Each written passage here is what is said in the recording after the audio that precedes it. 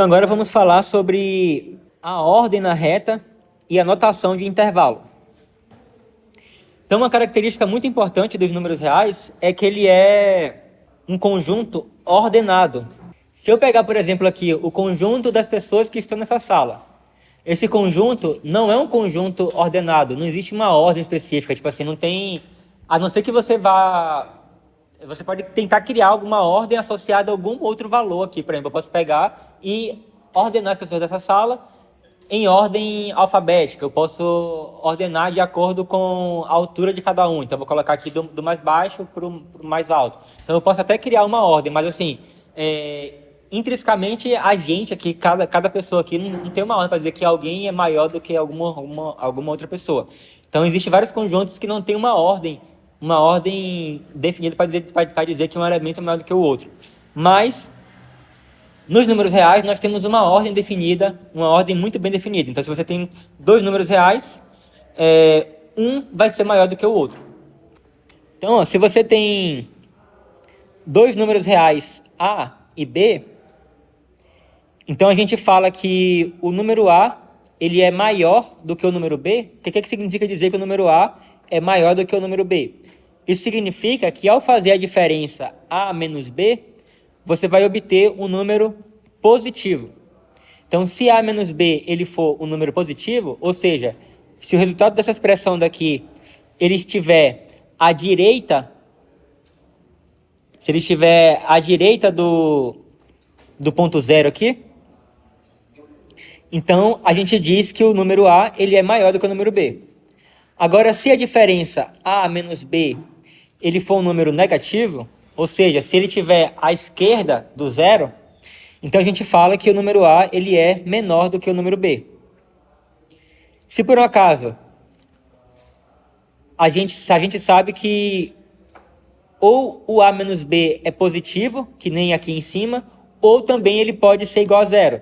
Se a gente não sabe, né, que ele é positivo, mas a gente sabe que ele pode ser ou positivo ou zero, a gente sabe apenas que ele é um dos dois, então a gente fala que o número A ele é maior ou igual ao número B. E se o número A menos B ele é negativo, ou então ele é igual a zero, a gente não sabe se ele é negativo ou se ele é igual a zero, a gente só sabe que ele é um dos dois, então a gente fala que o número A ele é menor ou igual do que o número B. Inclusive, uma forma de você verificar que dois números eles são iguais é primeiro você verifica que o A ele é menor ou igual do que o número B, e depois você verifica que o número B ele é menor ou igual do que o número A. Se essas duas coisas elas são verdades, o que você pode concluir? Só pode ser zero. Pode ser. Não, né? Só pode ser iguais, né? Então, se essas duas coisas aqui, elas são ambas verdades, se o A é menor ou igual que B e o B é menor ou igual do que A, então a nossa única alternativa é que o A ele é igual a B. Inclusive, ó, existe uma propriedade chamada tricotomia dos números reais que diz o seguinte: dado quaisquer dois números reais A e B, apenas uma de três coisas pode ser verdade. Que é ou A é menor do que B, ou A é igual a B, ou B é menor do que A. Ou, se preferir, você pode escrever A maior do que B, tanto faz. Então, dado dois números quaisquer reais, apenas uma dessas coisas são verdade. Sempre alguma dessas coisas vai ser verdade e apenas uma. Existem conjuntos que não têm essa ordem. Por exemplo, se você tem... Você sabe o que é um número complexo? Se não sabe, deveria saber, né? O número complexo, ele é um número que ele tem a forma A mais BI, onde I é chamado de número imaginário. O I, ele é um número que não é um número real, ele é uma extensão dos números reais, que ele tem a propriedade de que esse número i elevado ao quadrado vale quanto? Alguém sabe? E O número i imaginário elevado ao quadrado, quanto é que vale? Alguém sabe? 2. Oi? 2. Na verdade é menos 1, né? Isso aqui é igual a menos 1. Então, a princípio, quando a gente aprende de raiz quadrada, a gente fala assim, não existe raiz quadrada de número negativo, né? A gente aprende isso, né? Mas a fala mais correta seria, a raiz quadrada, não existe número real que seja a raiz quadrada de número negativo. Essa seria a fala mais correta.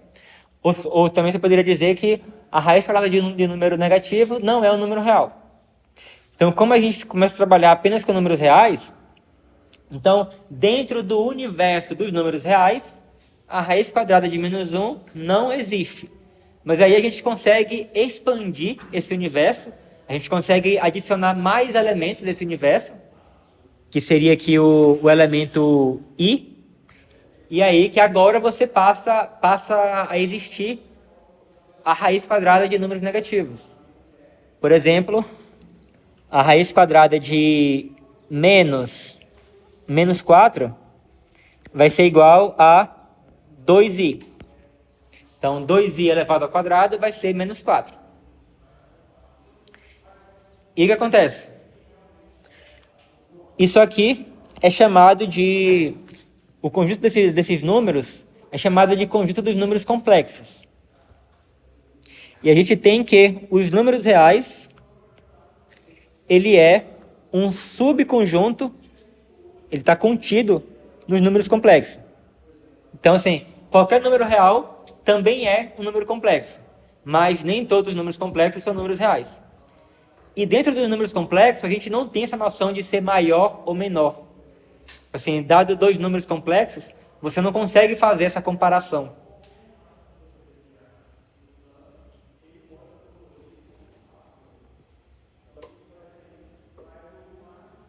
Mas nos números reais, você tem essa ordem muito bem definida. Você consegue comparar dois números e definir se eles são iguais, ou vão ser iguais, ou A vai ser menor do que B, ou B vai ser menor do que A.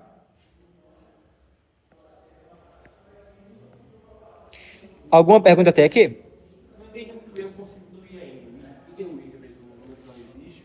Não, o i, ele é... a gente define o i como sendo a raiz de menos 1.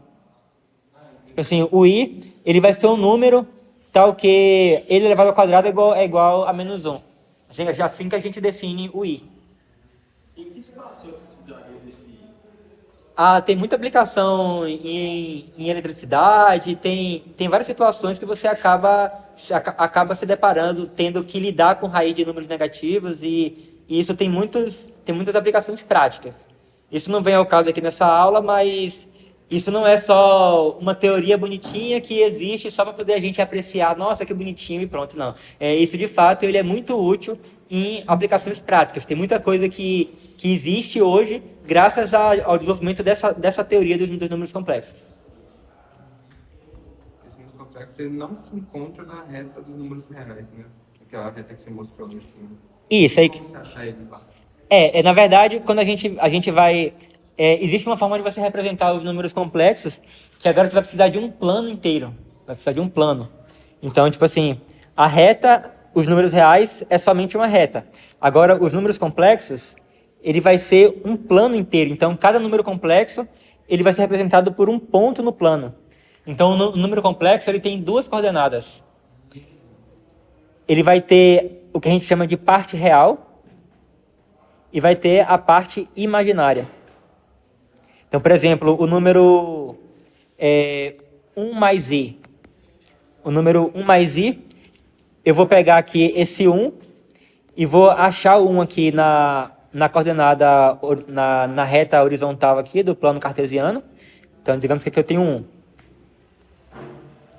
E aí aqui, no caso aqui, né, como eu falei, né, o número complexo ele tem a forma a mais b vezes i.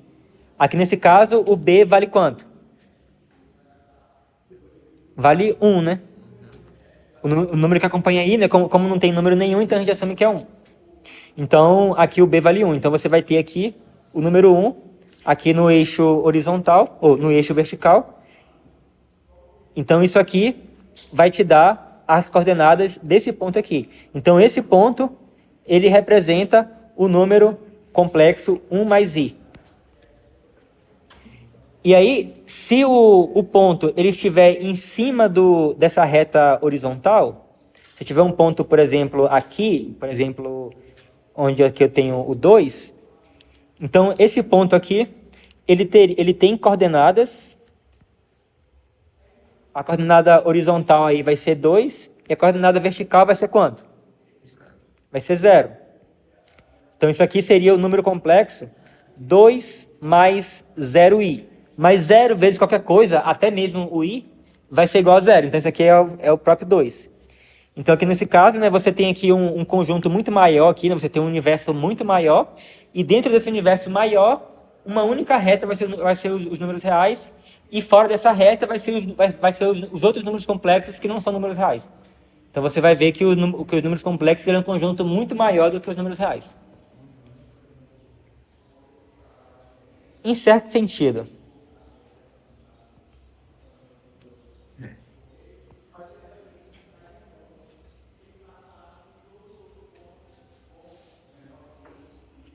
Beleza, então a gente viu aqui agora sobre algumas desigualdades dos números reais. A gente vai ver que essas desigualdades ela é utilizada para a gente descrever certos subconjuntos dos números reais, muito importantes, chamados intervalos.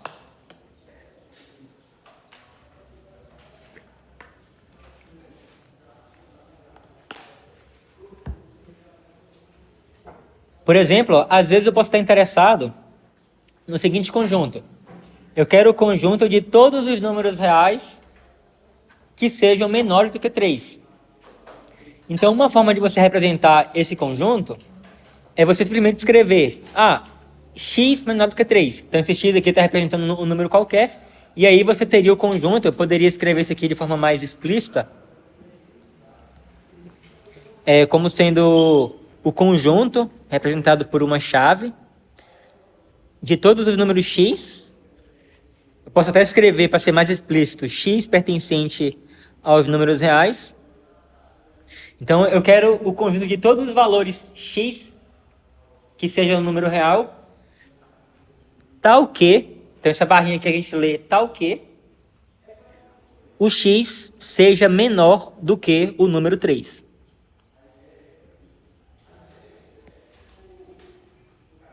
Então, isso aqui é uma forma de você escrever o conjunto de todos os números reais que sejam menores do que 3. Alguma dúvida nessa notação?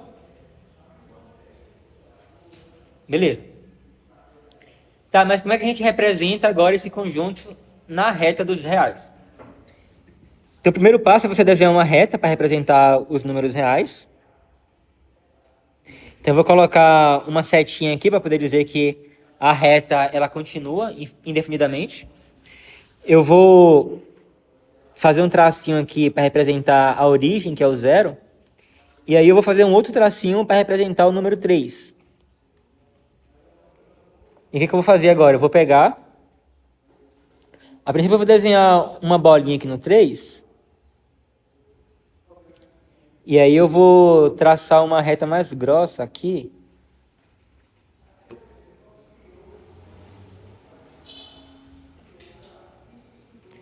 E aí eu vou pegar e vou fazer um buraco aqui nessa bolinha.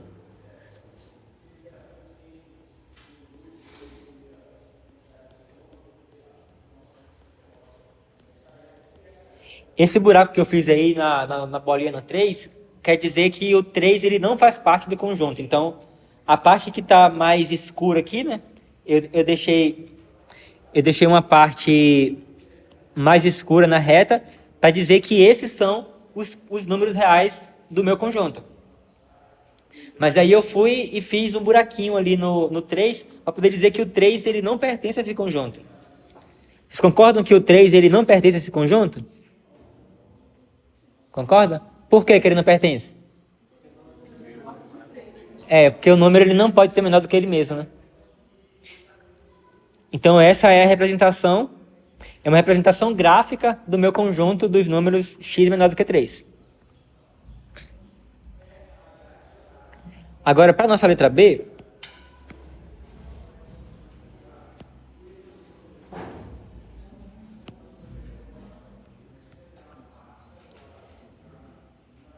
nós poderíamos escrever isso aqui, né, na notação de chaves aqui, como sendo x pertencente aos reais, tal que menos 1 seja menor do que o x, que por sua vez seja menor ou igual do que o 4.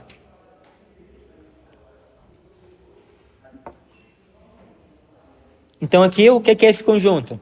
É o conjunto de todos os números reais que são estritamente maiores do que o menos 1 e seja menor ou igual ao 4. Então, por exemplo, o 4, ele pertence a esse conjunto? Sim, né? Agora o menos 1 ele não pertence, né? O menos 1 não pertence. Então vamos agora representar graficamente esse conjunto daí. Então novamente eu vou traçar uma reta para representar os números reais. Eu vou localizar o 0 aqui. Vou localizar o menos 1.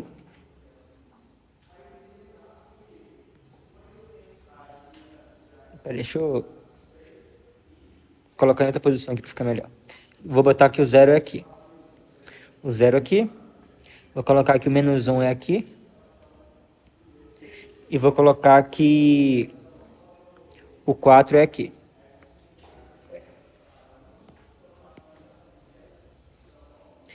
Então agora eu vou traçar um segmento de reta um pouco mais grosso.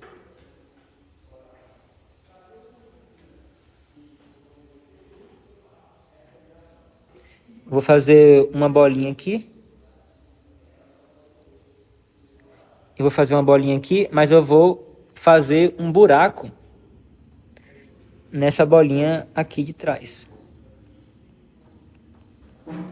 Para poder excluir o menos 1 do conjunto. Então o menos 1 ele não faz parte, mas o 4 faz parte.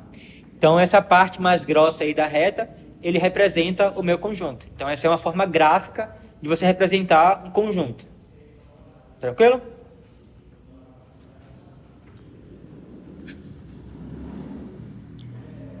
Escreva os intervalos de números reais usando desigualdade e represente graficamente.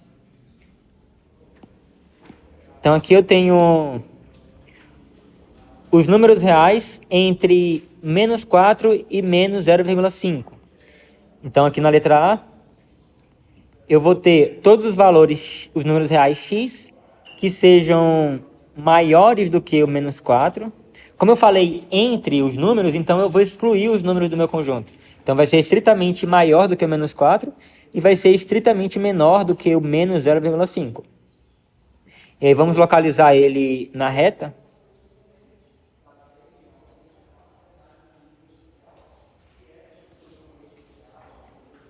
Então eu vou colocar aqui para ser o menos 4 aqui. E aí, deixa eu ver aqui. 3, 2, 1. Aqui seria o 0. E aqui eu tenho o menos 0,5. Então, o meu conjunto.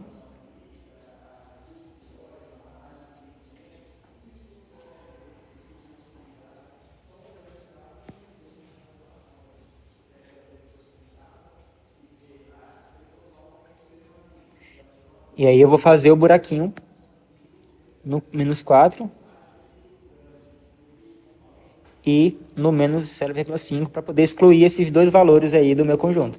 Então essa aí seria a forma gráfica de você representar esse conjunto. Agora, os números reais maiores ou iguais a 0. Então a letra B.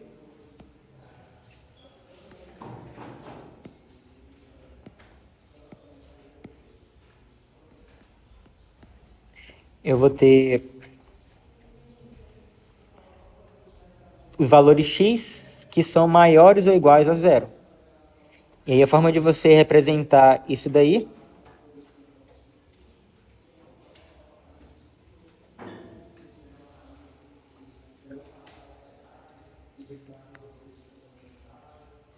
Então eu vou colocar o zero aqui. E aí esse conjunto vai ser os valores maiores ou iguais a zero. Então, nesse caso aqui, o zero vai estar incluído. E aí, como são maiores ou iguais a zero, eu não vou me limitar, eu vou até o infinito. Então, eu vou botar dessa forma daqui para dizer que ele não tem um lugar, até um lugar fixo onde ele vai para frente, para sempre aí para a direita. Então, isso aqui seria a forma gráfica de representar o conjunto dos números que são maiores ou iguais a zero. Ou seja, o conjunto dos números não negativos.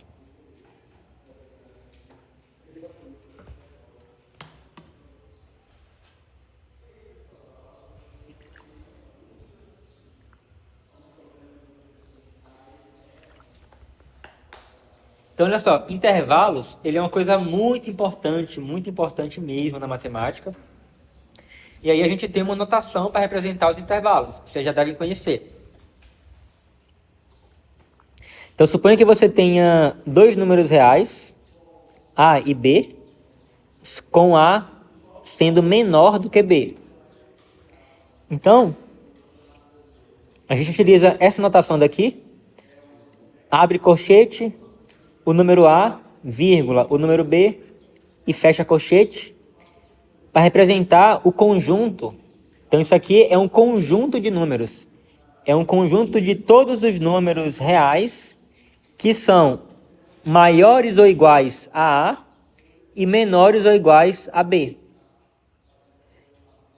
E aí a forma gráfica de você representar é dessa forma daqui.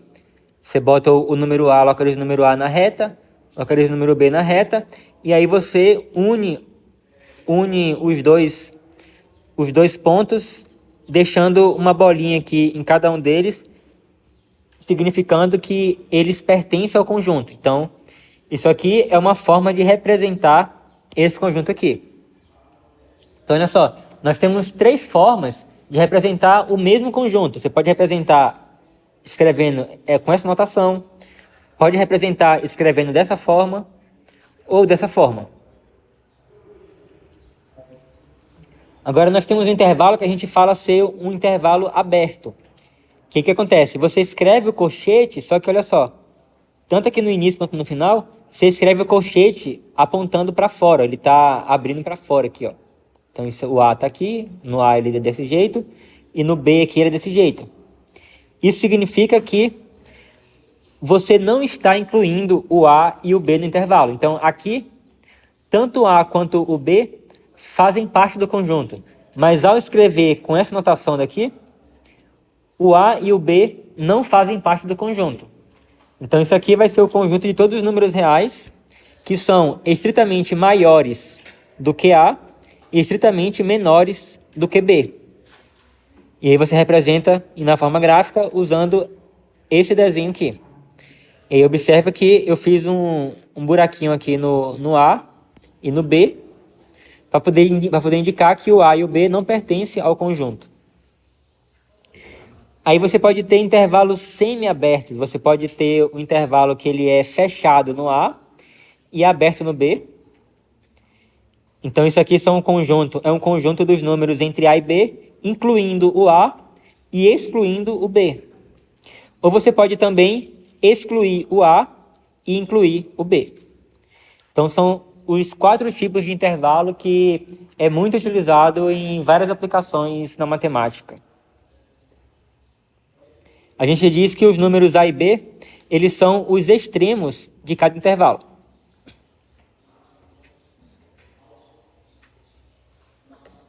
Então esses foram os intervalos limitados. É um intervalo que tem início e tem fim.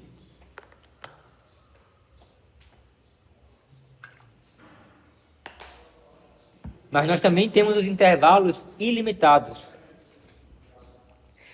Então, dado que você tem números reais A e B, você pode ter o conjunto dos números que são maiores ou iguais a A. Então, para você representar todos os números que são maiores ou iguais a gente já sabe que a representação gráfica é dada por essa forma daqui. Mas aí, nessa notação de colchete, você coloca aqui, né, o colchete fechado no A E aí, no lado de cá, você bota um símbolo chamado mais infinito. Isso aqui não é um número. Isso aqui não é um número. Isso aqui é só um símbolo que a gente utiliza para poder dizer que ele não é limitado superiormente. Tanto que aqui, né, a gente, na hora de escrever essa anotação, a gente bota o colchete aqui dizendo que não inclui isso aqui, né, porque isso aqui não é um número real. Então ele não faz parte do conjunto. Esse símbolo aqui, ele não faz parte do conjunto porque ele não é um número real. Então isso aqui a gente usa para poder representar os números que são maiores ou iguais a A. E se a gente quiser excluir o A do conjunto, a gente bota o colchete aqui aberto no A. Então isso aqui agora são os números que são estritamente maiores do que A. E da mesma forma a gente pode limitar superiormente aqui no número B. E a gente pode incluir o B. Então aqui são todos os números que são estritamente menor do que B. Então aqui, né, como aqui eu estou indo para o lado direito do zero, né? Então por isso que eu botei mais infinito. Mas aqui agora, como eu estou indo para o lado esquerdo do zero, então eu boto menos infinito. Então isso aqui seria todos os números reais que são menores ou iguais a B. Ou seja, todos os números x que satisfaz x menor ou igual a B. Então isso aqui inclui o próprio B. E aqui, se a gente quiser excluir o número B, a gente escreve com a notação de intervalo aberto aqui no lado do B. Então aqui agora eu estou excluindo o B do conjunto. Então isso aqui é o conjunto de todos os números reais x que são estritamente menor do que o número B. E se eu quiser, eu posso também escrever o seguinte. Eu posso escrever menos infinito, mais infinito. Que conjunto é esse?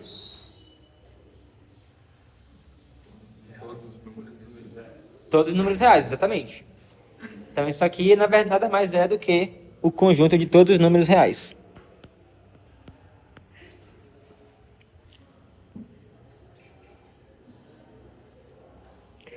Beleza. Agora vamos ver como é que a gente converte entre notação de intervalos e desigualdades. Então aqui eu tenho o intervalo de menos 6 a 3, sendo que ele inclui o menos 6 e ele exclui o 3. Então na letra A aqui, utilizando a notação de desigualdade, eu vou ter x maior ou igual a menos 6. Observe que falar x maior ou igual do que menos 6 é a mesma coisa que falar menos 6 menor ou igual do que x. E o x, por sua vez, estritamente menor do que o 3. Então, isso foi transformar o intervalo da letra A em desigualdade. Na letra B, você tem... Como é que vai ser aí? Alguém sabe dizer? Como é que você representa esse conjunto, esse intervalo, usando desigualdade? X menor que menos 1. Então vai ser o x menor do que menos 1. E a letra C? Agora a gente vai, como ele está em desigualdade, a gente vai converter para a notação de intervalo. Então eu vou colocar o colchete fechado em menos 2. E também fechado no 3. Então, isso aqui é um intervalo que inclui tanto o menos 2 quanto o 3.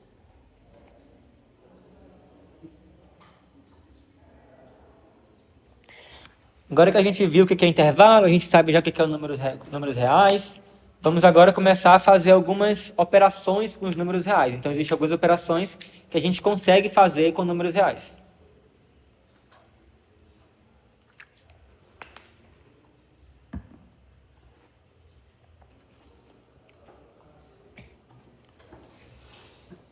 Primeiro, ó, a álgebra envolve o uso de letras e outros símbolos para representar números reais. Uma variável é uma letra ou símbolo, por exemplo, x, y, t, θ, que representa um número real não específico. Eu já ouvi muita gente falar assim, ah, para que foram inventar as letras na matemática? Só veio para poder atrapalhar as coisas. Alguém já pensou assim? Ninguém nunca pensou assim, não? Ah, muito bom. Porque, na verdade, as letras, elas só ajudam. Por exemplo, imagina que eu quero falar assim, é... Por exemplo,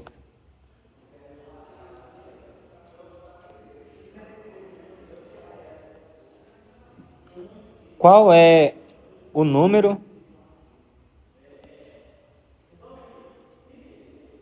o número que...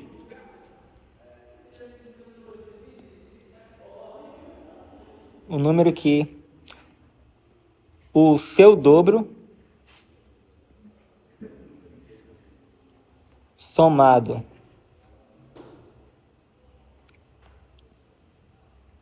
com sua terça parte é igual ao seu quadrado.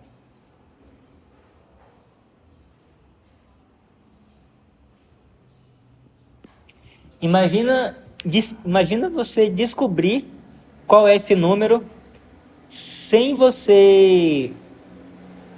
Imagina você descobrir esse número sem utilizar letras. Alguém aqui conseguiria?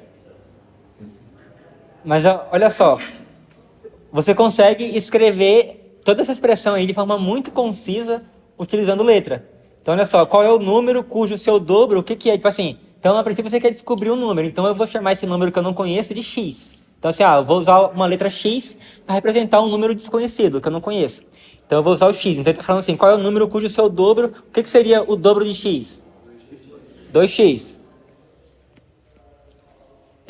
O que que significa a terça parte desse número? Então, qual é o número cujo seu dobro somado com a sua terça parte, x sobre 3, é igual ao seu quadrado? O que que seria o quadrado? X ao quadrado. Então, você vê que, a princípio, nesse texto aqui, super complexo, complicado, se eu fosse tentar pensar de cabeça, tipo assim, o que eu ia fazer? Você ia pegar vários números e ia falar assim, deixa eu pegar aqui o 2. 2 vezes 2 mais a terça parte, pega 2 ao quadrado é 4, não vai dar certo. Você tem que fazer várias tentativas. Eu nem sei como é que você resolveria isso sem montar essa expressão aqui. E aí, com essa expressão aqui, ele fica muito mais conciso e a gente tem um método, né? Isso aqui virou uma equação de segundo grau e você tem um método, tem uma fórmula chamada fórmula de Bhaskara, você consegue resolver ela de forma muito fácil. Então, na verdade, você percebe que as letras, elas só ajudam. Elas vieram para poder salvar a gente. Ou então também, por exemplo, eu quero... eu preciso muito... Toda hora eu preciso calcular a área de uma circunferência. E aí... Então, por exemplo, como é que eu falo assim, então beleza, eu vou aqui gravar que a área de uma circunferência de raio 2 é π vezes 4. A área da circunferência de raio 3 é 9 vezes, π vezes 9. E imagina aí, você pegar e gravar várias áreas e tipo assim, se você tiver agora uma circunferência de um raio que você não sabe, como é que você vai fazer? Aí tipo assim, então... Existe uma forma que você consegue representar a área para qualquer número. Então você vai pegar, vai utilizar uma letra para representar um número qualquer, então pode ser qualquer número positivo, e aí você pega e escreve πr ao quadrado. Então você está usando uma letra aqui para representar, tipo assim, um raio qualquer. Então agora você tem uma fórmula que vale para qualquer raio possível. Então em vez de você sair decorando a área de diversas circunferências de tamanho diferente, você tem uma fórmula só que vale para qualquer raio possível que você imaginar. Então, mesmo que você fale um raio aí que você nunca calculou a área da circunferência com aquele raio, usando essa fórmula, você vai simplesmente pegar esse número novo aí, esse raio novo, você vai substituir na fórmula e você vai conseguir calcular. Então, as incógnitas, as letras, os símbolos que a gente utiliza, as letras, elas são muito poderosas e muito úteis. Sem elas, a matemática não conseguiria avançar nada e a gente não teria as tecnologias que a gente possui hoje. Inclusive, quando a gente aprende a programar, a escrever códigos de aplicativos, você utiliza variáveis o tempo inteiro. Tipo assim, sem as variáveis, você não conseguiria escrever código nenhum. Sem as variáveis, não existiria o ChatGPT. E nem o YouTube, e nem o Instagram. E nem a internet, e nem nada que vocês conhecem. Beleza. Então, assim, nós temos o que a gente chama de que a gente chama de variável, que normalmente é uma letra ou símbolo, né, que representa um número real não específico, como, por exemplo, aqui, né, a gente tem que o R representa um número qualquer. Então, eu não quero eu não quero escrever a fórmula da área de uma circunferência específica. Eu quero escrever uma fórmula geral que vale para qualquer circunferência. Então, a gente utiliza uma letra para representar um número qualquer. Então, é um número não específico.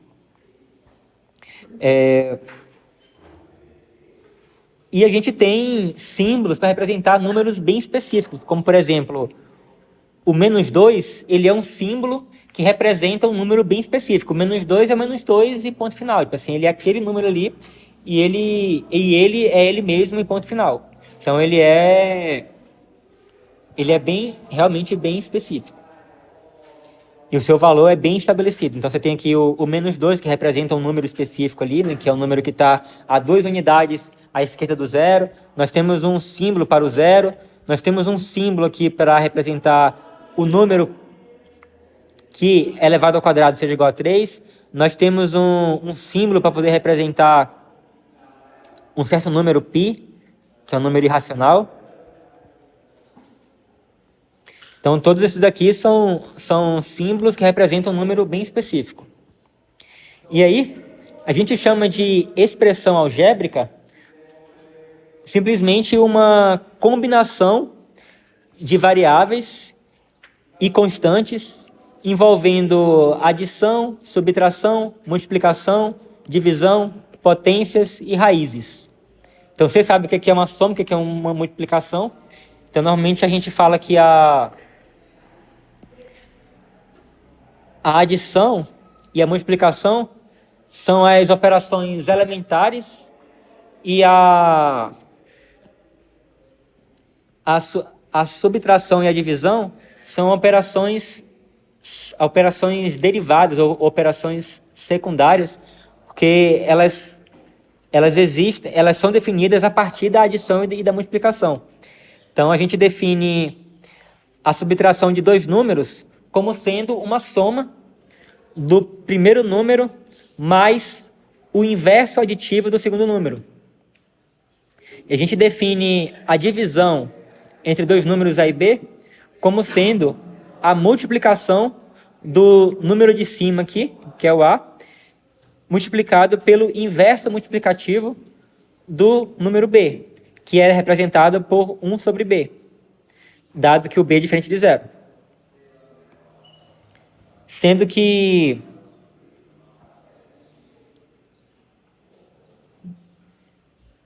o inverso aditivo, então assim, se eu tenho um número B, o inverso aditivo dele vai ser o número que a gente representa com o símbolo menos B, que somado com B vai resultar em zero. E o inverso multiplicativo de um número B vai ser o número que você multiplicado por esse número original B. Então, a gente representa o inverso multiplicativo usando uma notação 1 sobre B. E aí, esse número aqui, ele é o número que satisfaz que B vezes ele seja igual a 1. O 0 e o 1 são números muito importantes. A gente chama o 0 de elemento neutro da adição, o elemento neutro da soma. A gente chama o 1 de elemento neutro da multiplicação.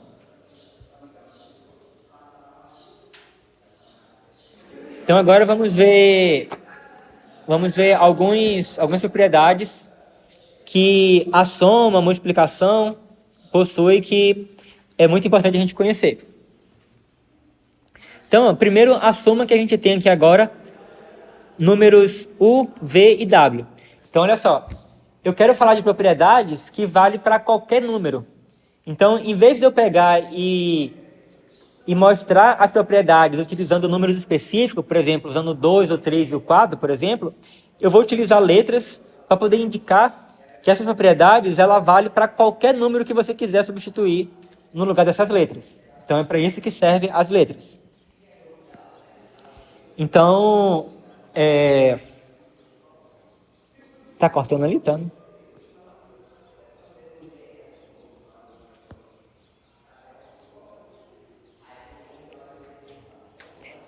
Então, seja U, V e W, números reais quaisquer.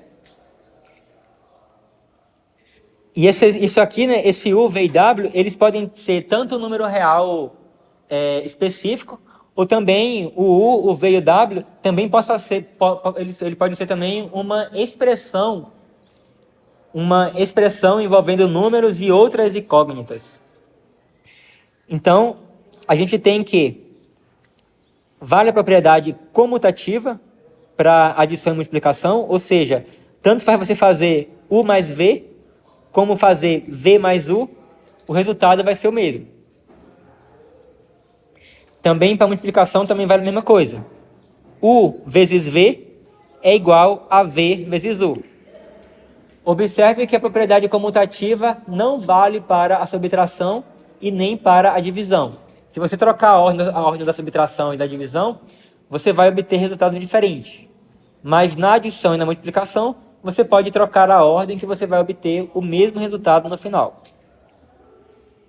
Nós temos a propriedade do elemento inverso, que eu falei agora há pouco, que, dado um número qualquer U, existe um outro número que a gente chama de menos U, tal que U mais menos U é igual a zero. E também, se U é diferente de zero, existe um outro número que a gente chama de 1 sobre U, de modo que U multiplicado por 1 sobre U seja igual a 1. Então, o zero, como eu falei, é o elemento neutro da adição, e o 1 é o elemento neutro da multiplicação. Por que a gente chama de elemento neutro? Porque se eu fizer U, um número qualquer U, mais o zero, o resultado vai ser o próprio U. Então, eu adicionar zero não vai alterar o meu número original. É a mesma coisa se eu multiplicar qualquer número por 1, eu também não vou alterar o meu número original. Então, um número qualquer U multiplicado por 1 vai ser ele mesmo. Também nós temos a propriedade associativa. Então, ó, se eu tiver aqui, né, U mais V mais W, se eu primeiro fizer a soma de U mais V, e aí eu pego o resultado dessa soma e somo com W, eu vou obter o mesmo resultado se eu primeiro fizer a soma do V com W e depois pegar o resultado e somar com U. Então isso a gente chama de propriedade associativa. E a mesma coisa vale para a multiplicação. Eu posso primeiro multiplicar U com V e aí pegar o resultado e multiplicar com W, ou eu posso primeiro multiplicar o V com W, pegar o resultado e multiplicar com U. Então eu posso multiplicar nessas duas ordens que eu vou obter o mesmo resultado no final.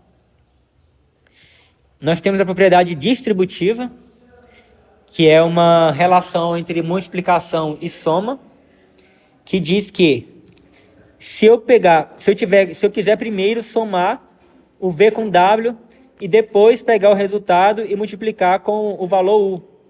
Então, se eu não quiser somar, primeiro fazer a soma, eu posso primeiro multiplicar o U com cada um desses valores. Então, eu vou pegar primeiro e multiplicar o U com o V, aí eu botei o resultado aqui. Aí depois eu pego o U e multiplico com o W, coloquei o resultado aqui, e aí sim agora eu somo os dois resultados. Então isso é o que a gente chama de propriedade distributiva da multiplicação com relação à adição, Também é chamada de regra do chuveirinho, que você pega aqui o U, multiplica com V, e o U multiplica com W. E aí está aqui o U com V e o U com W. A mesma coisa vale se a letra estiver do outro lado do parênteses aqui. Então, eu também posso pegar aqui e multiplicar primeiro o U com W, tá aqui o U com W, e depois eu faço o V com W, tá aqui, e aí depois eu somo o resultado. Então, tanto faz se eu primeiro somar U com V e depois multiplicar o resultado com W, eu vou obter o mesmo resultado se eu primeiro multiplicar o U com W, depois multiplicar o V com W e somar o resultado. Então, em qualquer ordem que eu fizer essas operações, eu vou obter o mesmo resultado no final. E também a mesma coisa vale com relação à subtração, né? Se eu tiver aqui U multiplicado por V menos W, eu também posso fazer aqui, ó, U vezes W vai dar o V, ou melhor, U vezes V vai dar o V, U vezes W vai dar menos o W. Mesma coisa aqui. Eu tenho aqui U vezes W, que vai dar o W, e menos V vezes W, que vai dar menos VW. Então, tanto faz se eu primeiro fizer a subtração e depois pegar o resultado e multiplicar com U, ou se eu primeiro multiplicar o U com cada um desses e fizer a subtração depois. Então, se eu fizer nas duas ordens, eu vou obter o mesmo resultado no final.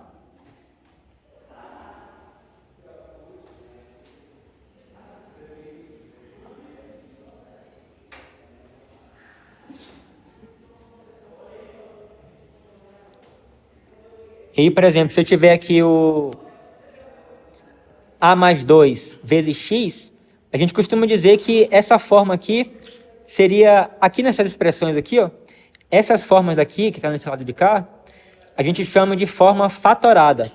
E essa forma daqui a gente chama de forma expandida. Então, por exemplo, aqui eu tenho a forma fatorada, e se eu quiser escrever a forma expandida, eu vou fazer... Porque olha só, aqui nesse caso, eu não sei, a princípio, qual é o valor do A. Então, eu não consigo juntar os dois em um número só, porque eu ainda não sei quem é o A pode ser qualquer coisa. Então, eu preciso deixar o A mais o 2 aí. Aí, alguma hora, se por um acaso eu descobrir o valor do A, aí eu substituo o A pelo valor que eu quiser, e aí sim eu pego esse valor e somo com A, e consigo juntar ele numa coisa só. Mas enquanto que eu não saber o valor do A, eu não consigo juntar o A e o 2 num símbolo só. Então, eu tenho que permanecer essa soma, o A mais 2. Mas se eu quiser trabalhar com essa expressão, às vezes eu vou precisar manipular isso daí. E é nisso que vai entrar a propriedade distributiva que a gente viu aqui em cima. Que é que agora eu posso pegar e usar a regrinha do chuveirinho aqui, ó. E multiplicar aqui o A vezes o X, que vai ser AX. E depois o 2 vezes o x, que vai ser 2x.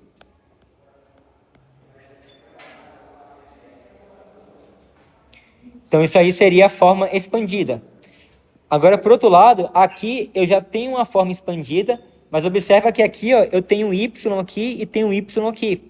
A gente costuma dizer, né, que você fatorar é você colocar o y em evidência. Já que você tem um termo que está multiplicando os dois, você consegue isolar esse termo.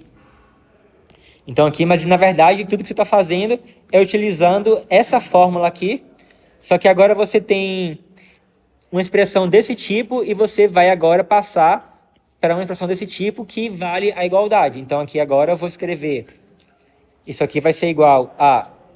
Então no parênteses eu vou ficar com 3, aqui eu tenho menos, né? Menos b, e aí eu vou colocar o y aí. Que se eu quisesse também eu poderia, já que a multiplicação ela é comutativa, então eu posso trocar a ordem da multiplicação das minhas parcelas, então eu posso trocar a ordem aqui, botar o y aqui no começo, caso eu prefira. Eu posso escrever isso aqui como sendo y vezes 3 menos b. Então observa, você lembra que eu falei que esse U, V e W aqui, eles podem tanto ser números, podem ser variáveis, ou podem ser expressões. Então, por exemplo, aqui nesse caso, eu tenho aqui dois valores aqui, né? Por exemplo, eu poderia dizer que aqui eu tenho o V igual a VU. Eu poderia aqui dizer que esse daqui está sendo o meu U. E o daqui está sendo o meu V. E aí, usando essa regrinha aqui, né, de que o V é igual a VU, então, como eu tenho aqui U vezes V, a gente sabe que vale a comutatividade da multiplicação, então isso aqui a gente sabe que é V vezes U. Então aqui eu só escrevi aqui primeiro agora o valor do V e depois o valor de U. Então é isso que significa que esse U aqui, ele poderia ser tanto números quanto variáveis, como variável, como mesmo uma expressão algébrica. Então aqui nesse caso, o meu U aqui está sendo uma expressão algébrica e o meu V aqui está sendo uma variável.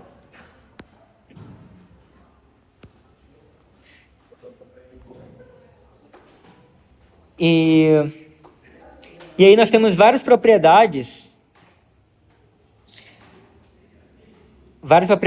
que o inverso aditivo satisfaz.